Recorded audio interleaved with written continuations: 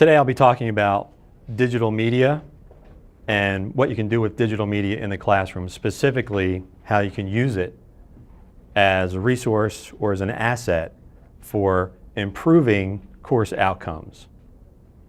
And that might be as technical as we get right there, that statement. We're not going to get any more technical than that. I'm all about content. My name is Paul McCourt, and I work in the Educational Technology Center upstairs. I was trained in video production. I am a product of online, you name it. I got my degree online. You know, I live online for the most part because that's where all the content lives now. It used to live in high-end video production houses and on DVDs and Blu-rays. Now I asked my daughter, who's 16, hey, would you want that on a disc? And she kind of looks at me like, what do you mean? Can't you just give it to me on my phone? I started out in video production in, wow, 1999? Same year Prince made that really cool song. I worked at NBC for a few years doing production news, and I've worked locally here in this area doing television shows and of course in the video production department here, and now I'm doing ed tech, more of an educational perspective, using and I call it media production because it's not just video. And the whole reason for this and the whole reason that I exist is to create content as a powerful resource that enhances student learning by using digital media to reveal helpful insights about the information being presented. Because when I went to school, I had the blank face more often than not. Chemistry class, English class, languages, where you had to get it right then and there.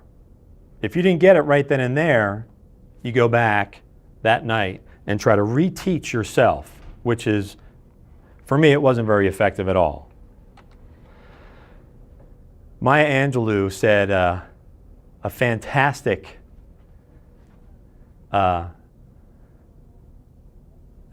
she didn't say a fantastic thing. I think she was actually quoting Gandhi when she said this, is that people are going to forget what you said. People are going to forget who you are. They're going to forget everything about you, but they will not forget how you made them feel. Now, what does that have to do with digital media, and what does it have to do with improving course outcomes? That is not an answer that I have. The only answer that I have is when I feel emotionally connected to anything, I get it. No matter what it is. I spent some time in the service, and they had a really peculiar way of trying to make that emotional connection with the students, because in the service, 80% or you fail, end of story. So of course, a lot of it is you have to demonstrate. You can't just miss the question. You actually have to physically go and try to do something, which made it much more, it was easier in a lot of ways. But in other ways, you had to demonstrate it. So they know you could do it. Anytime you do a demonstration, every resource I've ever read all says the same thing. That's the best way to teach anybody. Have them do it. Okay, now, what classes, if you don't mind me asking, do you teach here if we could go around? Anatomy and physiology. Okay, anatomy and physiology. Okay. That does have some you do have some physical things that you can reference for your class, or you don't? Okay. Composition, English composition. Now that is a home run to me, and I'll get back to that. Drafting. Drafting. I got another one there. That's awesome. Great. Math. Ouch. I had dyscalculia, by the way, which I didn't find out until I was a sophomore in college, which, if anyone doesn't know, that is the inability to do simple calculations. And by the way, I was in Calculus 2 when I figured this out. Legal writing and legal technology. Okay, wow. That is We do lots of hands-on. hands-on, okay. And lots of videos. And lots, okay. I was just asking what subjects everyone teaches to see how digital media might actually apply in their field. What type of? I teach Spanish. Spanish, okay. Well, anything where we have a physical model, like physiology, where we have a mock-up of some kind, that's a great tool. But I don't know if we've ever seen the History Channel or any of the other science channels where they're literally going in, 3 dimensions and down the bloodstream and showing every aspect of the physical person. Now, that might be outside of the college's ability to do digital media, but we can do some of those. Any labs. If it can be recorded, we can make it digital media. If you can write it, we can make it digital media. If you can take a picture of it, we can make it digital media. If you can say it, of course, we can make it digital media, but we can also enhance it. That's where the true, in my opinion, benefit of digital media falls, is the ability to now blow it up, make it much more than it was, get the students' focus right on that one aspect, or how that one aspect fits in with the big model that they may not have gotten before, that they didn't kind of catch. Oh, that's why I use the inverse tangent here. I didn't understand why, if there is some way to actually put that theory into practice. What was English you said? Composition. That's wide open. In my mind, that's wide open. You pretty much have every film that was made that has any connection at all to emotion. Because when you connect to that emotion, there it is. It stays. There was a line from The West Wing. That was one of the best television production shows ever done. If you've ever seen it, The West Wing is about the president. And the character was played by Martin Sheen. And I remember one of the lines he said was, music or song or video, some type of theatrical performance, has the ability to connect with us and move us in ways that the literary word cannot in any way, shape, or form. I have goosebumps just thinking about it. That video has the ability, that sound has a connection to the viewer. So if you can add music or a sound effect to whatever it is, and back to my reference with the military, they would make the worst connections. So in other words, the Bill Cosby version of the absurd.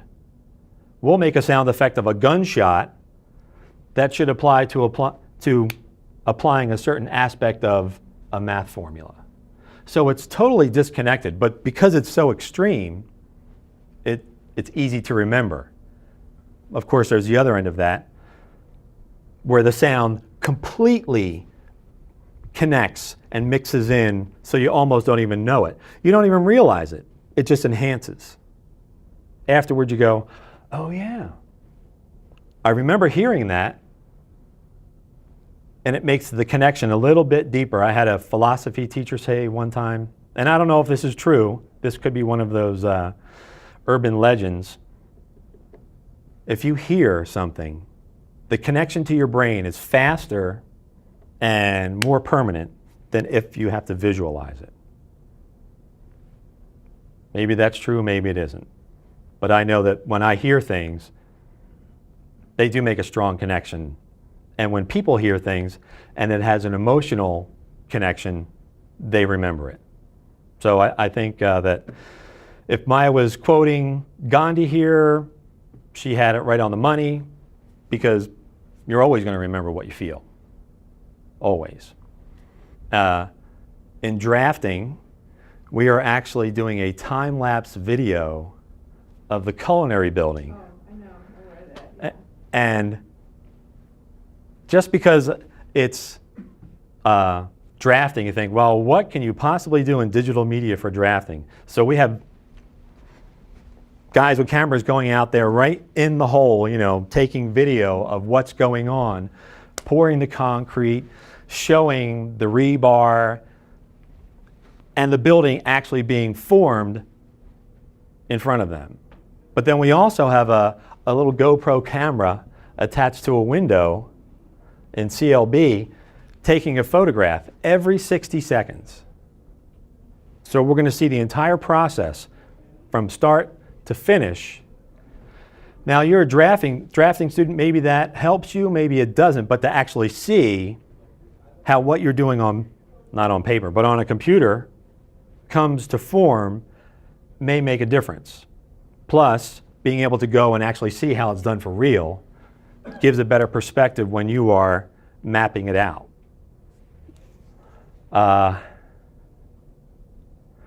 In the mathematical world, my least favorite, I know a lot of instructors always bring people to Khan Academy. I've gone there myself. My daughter has a question about certain mathematical formula. I can say, I may not know how to do it, but I can go to Khan Academy and maybe they have a version of it. And if you've ever gone there and seen what they do, it's kind of like as if the math teacher got up and wrote on the screen and showed you how to do it and talked your way through it, talked his way or her way through the whole process. Now, a lot of times it's just theory, a lot of times it doesn't have any theory, but if it does have some way to apply it, or if there is a connection that maybe you know that the students don't know yet, we can actually create that version. We can take those elements, no matter what they are, numbers, lines, shapes, objects, and give it some perspective, some movement, and some explanation that may actually help that student understand. And even though it may sound like a lot, and a lot of times it is, the finished product is very short, even though it takes us a long time to actually get it together and record it. It's not a quick process, unfortunately. And you said legal? Right, legal technology. Legal technology. Ooh. But you said you use a lot of video for that? Yeah. What type of video do you? Well, I do Camtasia videos and things just so that they can see like for the legal writing, if we're teaching them how to do LexisNexis research in addition to the classroom, give them a little video demo so they can watch it again in case they forgot what you did. That kind of thing. Camtasia, okay. Camtasia is a great tool for sure, and we use that at the EdTech Center to add to our productions that we put together. Well, like for example, today we're doing cloud computing, talking about that in the legal tech class. And we can't sample all the different ones out there, so I've harvested and have found some of the better demo videos that the products themselves have done.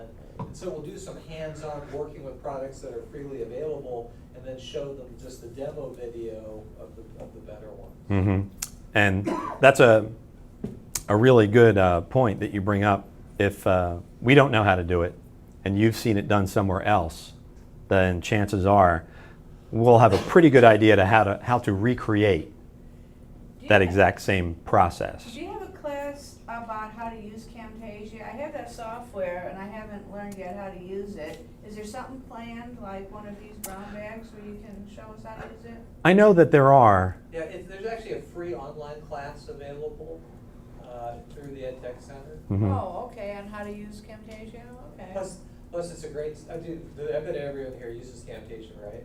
All of you guys? No.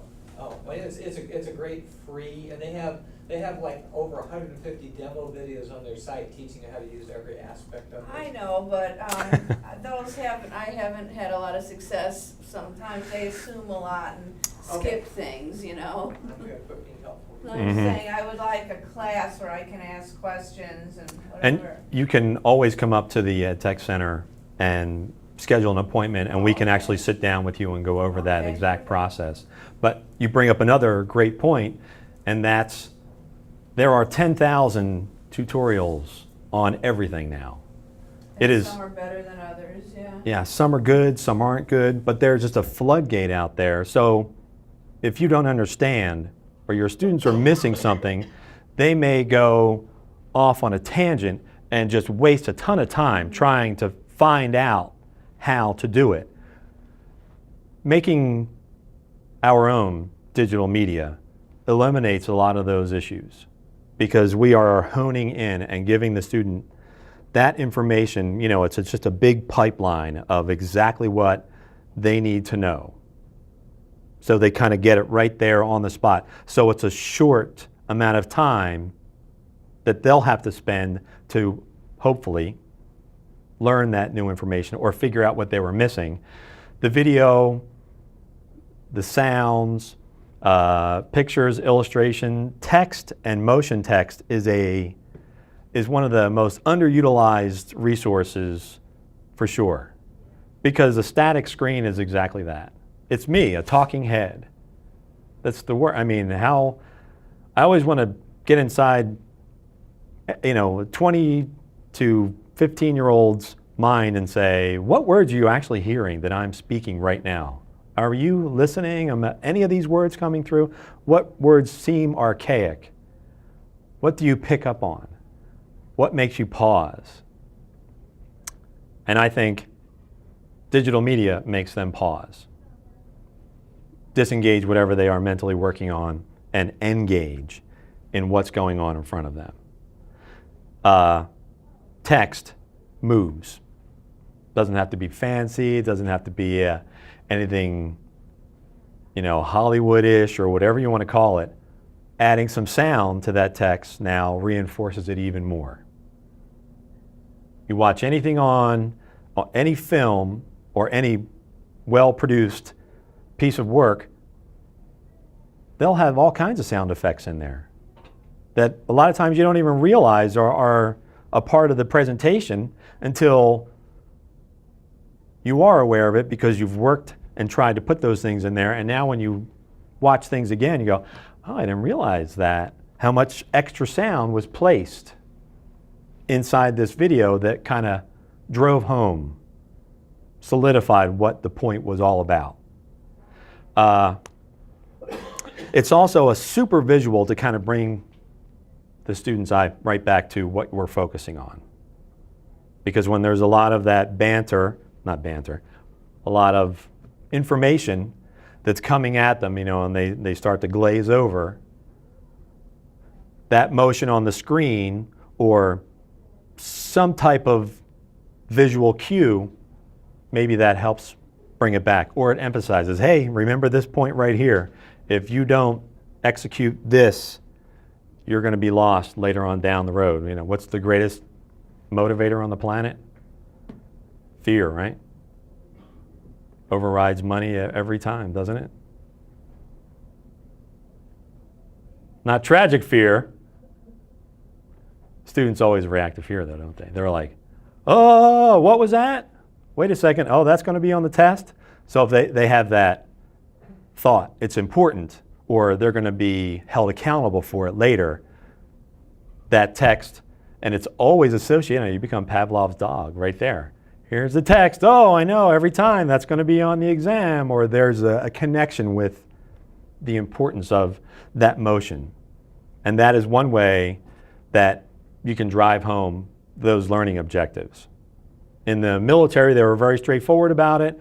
Here are the learning objectives. When we are done with this class, you will be able to perform, and they'll just go right down the line. A, B, C, D, E, the whole 9 yards. So when you're done with this class, you're going to be able to walk out the door and be able to do this. When you say motion with text, are you saying like background to the text is writing? Are you saying the background moves or the text itself moves? Or? Yes. The background can move. The background can be the text or the text itself can move. Or the text is not visual at all. The text morphs into a shape. It makes a sound. If you mouse over it, it changes and gives you another clue onto the next step.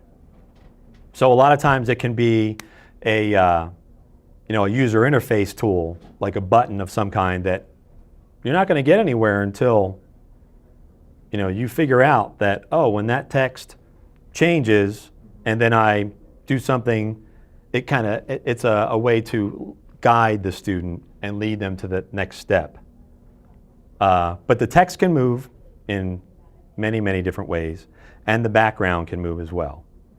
If it is an object, no matter what kind, or a sound, or a shape, it can always be manipulated. And that is the other greatest thing about digital media, is it can be manipulated into what you need it to be. Because we have all the tools. They're all over the school. Students are doing it every day. They are working with all of these tools to manipulate media on a regular basis. They do it on their phones. They do it in the classroom. And it's how we implement those tools. And that's where I'm just a resource as well. Take the expert. That's where we get the information, how it can be, what needs to be presented. We can provide the how. We can provide what you can do with that information to actually make it stick a little bit better. There are no guarantees, unfortunately. But they do clarify, they do reinforce, highlighting with the sound, and they can compress what would take you 25 minutes to explain in the classroom. If you do it once outside the classroom, now you can actually present that as a video clip or an interactive media that you don't have to do again. You can have, the students can perform, but before the class, you'll know whether or not they have. That was most effective when I was in school. Is, my instructor would say, go do this, and when you show up in class, if your file wasn't sitting there in the chat, it didn't matter. That they knew that you didn't know how to do it, and that they couldn't move on. If you performed it and you executed it, then they knew right away that, okay, yeah, we can keep going forward. So it is a nice measuring stick as well. The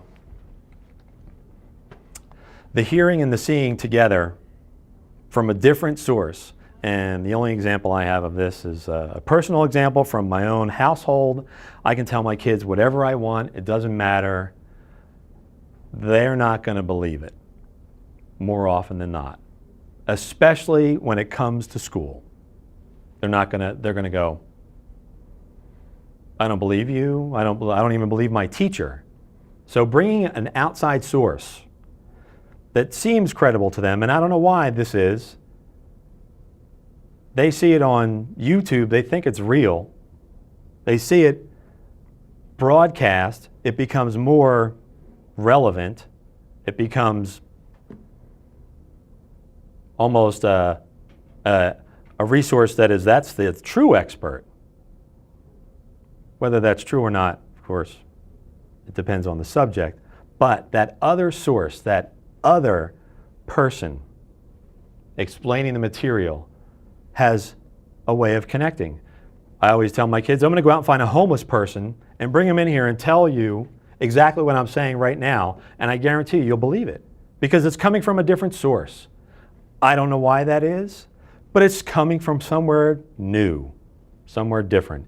It's not the same drone of my voice. It is a new voice. It's not 100%, but it is another resource. It's another effective tool to use to maybe drive home a point or to make a point that supports or a point that expands Maybe it doesn't make the exact point. Maybe it's totally off on a different subject, but it relates in a different way in some context. And of course, all the real world context applications are going to be the best. Anytime we can apply, like the culinary building, to drafting, we have a powerful resource, a very powerful resource. I do have a couple of examples, and these are presentations that some of the instructors here have done.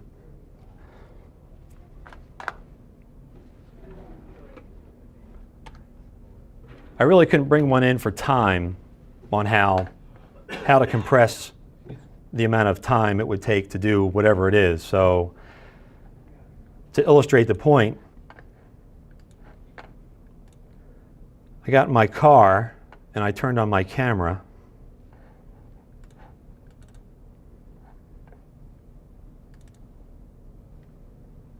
And I hit record. And so it takes me about 12 minutes to get to school. And I took that 12-minute video and I compressed it down to 30 seconds.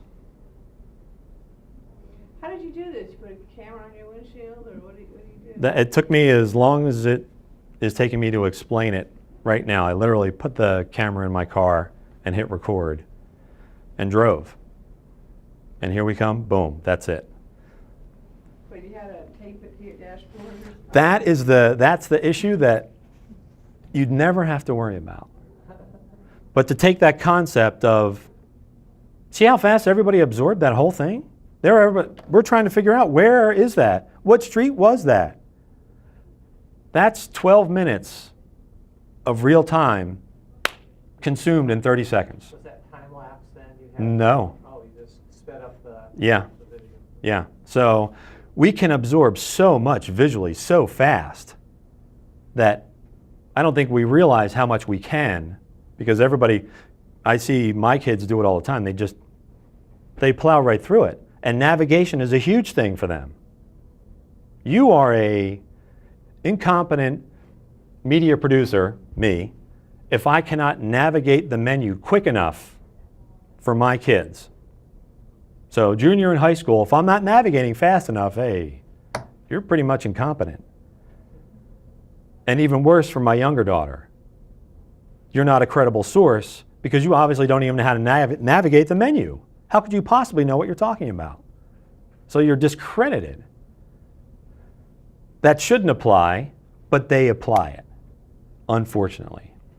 I have seen media always seem to overcome some of those hurdles because, I don't know, maybe it doesn't have that personality connected to it. So it's, I don't know, easier to accept. I think it's a high-tech version of why we've taught students to spell correctly and use proper grammar and all of that stuff, because if you sound like you're ignorant, then you might as well be ignorant. Right, and, right. And if you sound like you don't, if you can't make it look good, then you probably don't know what you're talking about. Exactly. The two don't have anything to do with each other, but. And in the digital media world, we can remove a lot of those elements, all of the perceptions, and get down to the content and deliver the content in a heavily focused, here it all is, here's 12 minutes and 30 seconds. Not exactly, but that's the concept. All of the ums, and for me in particular, the space cadet pauses, as my kids like to say. It's like, Dad, what are you looking at? Oh, I'm thinking. Because you're trying to find, those gears are just going, looking for another way to get that example out. Now we can go get those gears in action outside of the classroom. Put them to work as one solid piece of digital media and then deliver it. So there is no time involved. There's no pause. There's no unless you want that pause, which is another great tool. Hey, it's not going to go forward unless the student makes a choice. Click here, fill in an answer here. Interactive media is a great tool. Flash videos that have visuals that change, that have sounds, that speak the correct answers or speak to the student when they do something correctly. It's a great reinforcement. Who was it? Lori Slavin and Brenda Edmonds did a presentation for NISOD in Texas. I think it was 2 or 3 months ago. And so they have all this information about student outcomes that they wanted to put together to present at this conference. That's a lot of information that they were going to talk about, that they were going to give. Now, if they just went up in the front of the class, that would have been very boring. We created an entire scene of a farm starting out barren with no growth. And then as the illustration kind of grew, it was, well, this is what happens when we plant good seeds. And this is what happens when we fertilize the soil. So it was this analogy of tending to the crops as tending to the students with good information and with care. So at the end of the scene, there was this big lush field. But in between were all these steps where they really had to say, well, who is involved in this entire process? And I should have brought the whole clip because all of these little droplets that you see drop down and into the ground all have a point to make. Now, they had mouse control over all of these, so it didn't drop until they hit a mouse button. But, so we have what? 1, 2, 3, 4, 5, 6, 7, 8, 9, 10. All kinds of resources that can be on the screen with information that you can control or add information to a reveal in the class. Mystery. Every commercial tries to keep that mystery, the good commercials. Try to keep a little bit of mystery. They don't want to give you the product. They don't want to give you the answer. They don't want to give you the pitch. They want you to go, wait, what is that? What? They want you to actually try to go out and find out about that product, find that information. And there's another tool that can be used as well. Maybe you don't give them all the information. Maybe you give them just enough to say, ooh, I need to go dig deeper into that theory. And we can put resources, we can put connections, we can put information that pops up off of the screen. There are, the only limit is our imagination. Outside of that, take technology out of it. Don't worry about how it was done. That will be taken care of we would take care of that. If you focus on the content and what you want to get across. Well, I might want to do that, so that's why I asked how you. Oh, okay. And I know that our projects can take much longer when we're trying to help the person who might want to do it themselves. So in other words, if we're working with a faculty member on a video, they say, wow, I want to be able to do this myself. And it kind of makes the project a little bit longer, but if they can do that themselves afterwards, fantastic. Usually that's not the case. Steve Giambrano, and I hope I'm saying his name correctly. We did some classroom recording with him where he's taking samples out of the tree. Now it's another example of here's a demonstration. The students go out on campus and actually take a tree core. And this is under a microscope that the students use in the classroom. This is exactly what they see. So taking technology out of it and thinking about the content, what do I want to show the student? We have probably a a 95% chance of being able to recreate or capture that information so it can be presented to the students in a different way, or it can be presented in a way that you might feel is more effective, with sounds, with voiceover, with action, with highlights, breaking the things apart, revealing some, hiding others, making it interactive.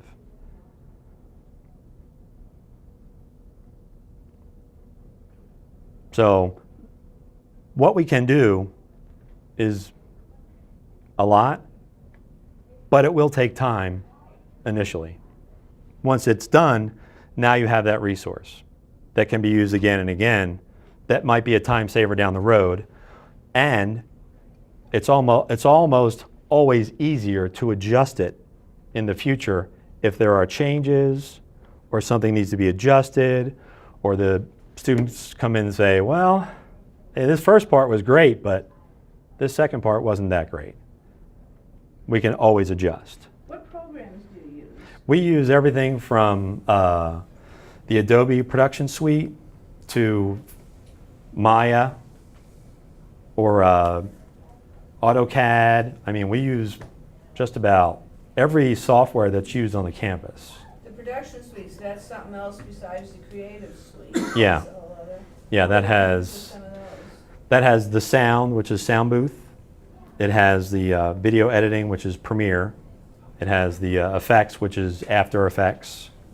It has Photoshop's in the creative suite as well. Okay. And I guess there's classes on how to use all those here too. Well, Both there are. credit classes? There are non-credit classes for all of them. Oh, okay. All, yeah. And usually they're like 1 or 2 8-hour-a-day classes that are designed to prepare someone to get certified as an Adobe trainer, but they're still really good. You're going to learn a lot in those classes. And we sign up through the program, right? I'm really not sure. I don't know. I guess it depends on your employment status at the college, because some. They're like $200 or $300. Yeah, they usually are. Oh, I know what you're talking about now, the stuff that comes out in that other catalog. Okay. Yeah, the non-credit. Okay. But I know that they do allow seats for if the class isn't full, that maybe you don't have to actually pay the cost of the class. Okay, no, no big deal. I was just wondering if they're taught here. Does anybody have any questions or anything you'd like to kind of flesh out that you were thinking about doing for your own class?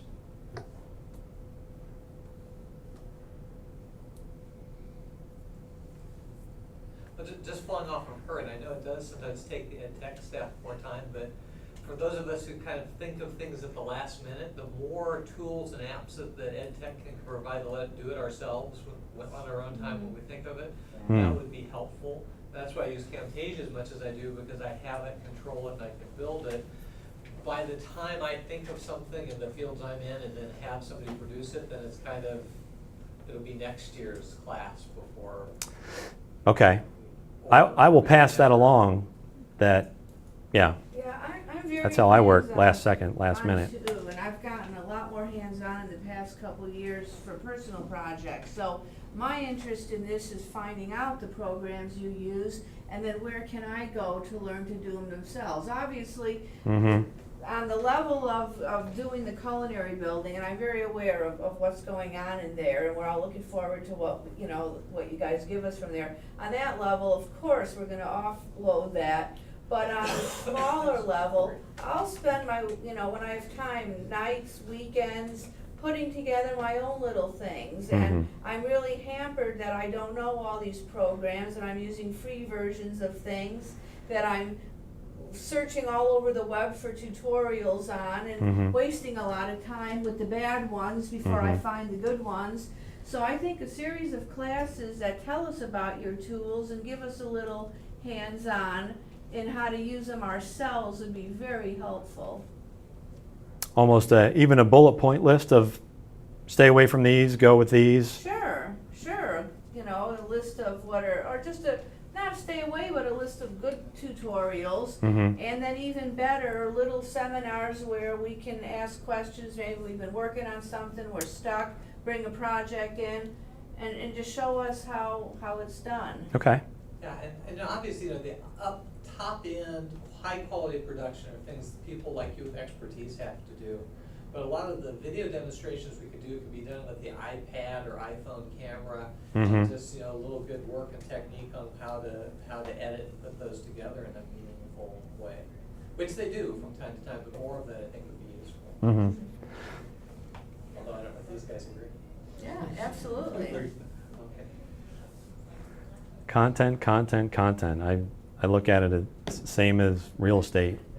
You know, whatever the content is, you don't have to know what to do with it, what you want to do with it. You have an idea of what you want to present to the students, then we can start the process. That's the starting point, is just like any advertising agency, what's the problem? Any production of any kind, that's pretty much the first question. What is it you want to solve? What is it you want to fix? And then we can start to put together those elements to hopefully provide some of the answer, if not all of it. Well, that's all I got.